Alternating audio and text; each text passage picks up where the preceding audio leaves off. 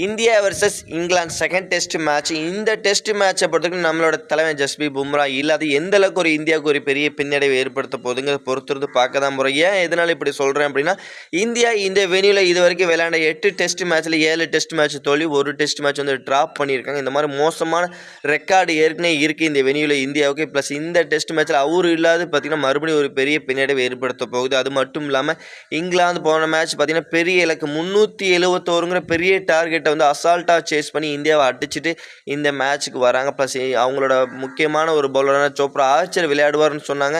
ஆனால் இந்த மேட்ச் அவர் விளையாடுறது இந்தியாவுக்கு ஒரு விதத்தில் கொஞ்சம் சந்தோஷத்தை ஏற்படுத்த போகுது. ஏன்னா வந்து ஆப்போசிட் நம்ம சைடு வந்து பார்த்திங்கன்னா ஜஸ்பிரீத் பும்ரா அவங்க சைடு பார்த்திங்கன்னா அவர் உள்ள என்ட்ரி கொடுத்தாலும் இன்னமும் பெரிய பின்னடைவு இந்தியாவுக்கு ஏற்படுத்துங்க.